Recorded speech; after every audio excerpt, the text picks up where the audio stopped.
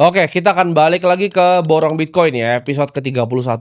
Kemarin sebelum gua, bikin video ini ada teman gua yang nanya, "Tim, lu nggak bosan gitu kan bikin konten borong Bitcoin terus gitu setiap bulan?" Gua juga bilang, "Kagak," gitu, "gua nggak bosan." Kenapa gua nggak bosan? Karena ini menurut gua dokumentasi. Dan gue jelasin ke dia, jadi teman gue ini pengusaha gitu. Dia tanya, kenapa nggak bosan bikin konten borong Bitcoin?" Karena gue bilang investasi yang bener tuh investasi yang bosan.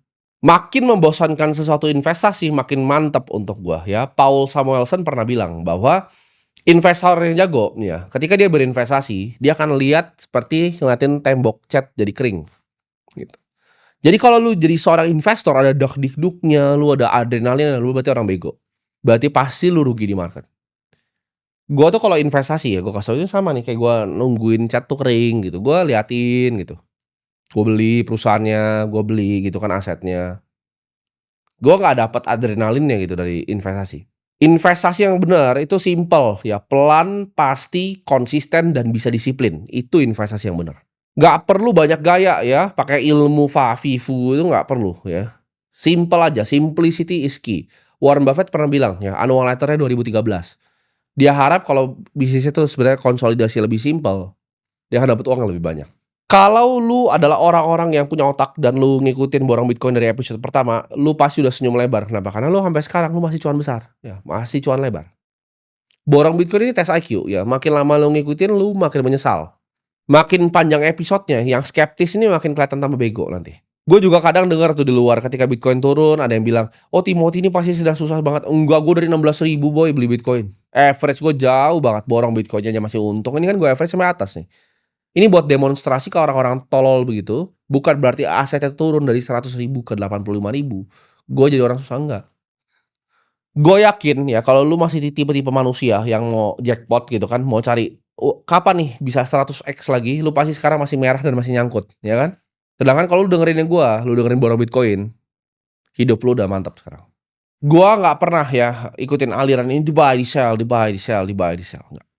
Gue investor ya, panutan gue Warren Buffett ya, dia orang paling kaya yang pernah bikin duit dari dunia investasi. Gue nggak pernah ngeliat kanan, gue nggak pernah ngeliat kiri, gue nggak pernah dengerin investor yang lain, gue cuma ngikutin Warren Buffett, satu orang doang.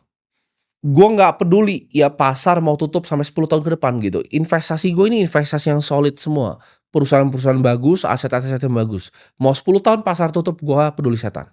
Gue tenang banget ya, ada Bitcoin gitu, ada equity di perusahaan yang bagus, ada cash balance yang oke. Kalau kalian ikutin cara gue berinvestasi, lu pasti jadi orang kaya. Gua itu suka beli barang ketika extreme fear ya, bukan extreme greed, kebalik nih, mentalitas orang kebalik. Mereka extreme greed malah greedy dia, malah pengen beli gitu, ijo banget pengen beli.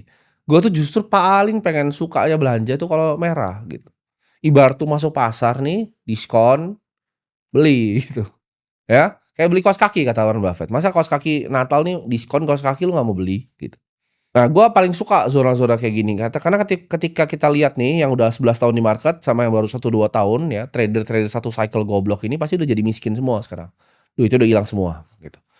Jadi kita yang konsisten, disiplin, nontonin chat kering, ya nggak apa-apa, nggak fancy-fancy kan, gajian, beli Bitcoin, simple kita.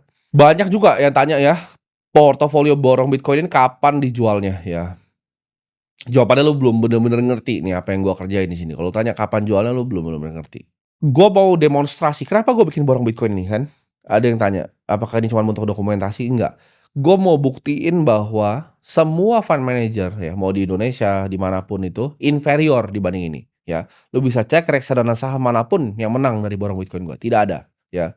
Tidak ada, mau saham, mau campuran, fund manager siapapun kalah sama borong Bitcoin, ya. Lu kira gue beli Bitcoin tuh buat ditukar balik ke nilai kertas yang hancur setiap tahun? Enggak ya, Bitcoin gue tuh nggak gue jual gitu. Dan di level kekayaan gue seperti sekarang ini semua udah nggak matters gitu.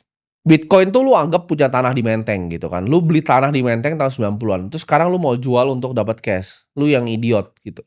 Lu punya tanah di Menteng, lu bangunin entar jadi restoran, atau jadi tempat properti gitu kan, properti yang bisa lu kerjain lagi gitu, jadi apa? Lu lihat ya by tahun ini aja ya, 39 filing-nya Harvard, nomor satu posisi di public equity-nya itu IBIT ya, Bitcoin-nya BlackRock, ETF. Dan BlackRock-nya sendiri pun bilang bahwa ETF Bitcoin itu paling profitable untuk mereka dari semua ETF yang lain. Tugas kita adalah akumulasi ketika orang bego ini pada panik. Ketika semua influencer favorit lu itu ngumpat ya Bitcoin 16.000, cuman gue yang sini ya.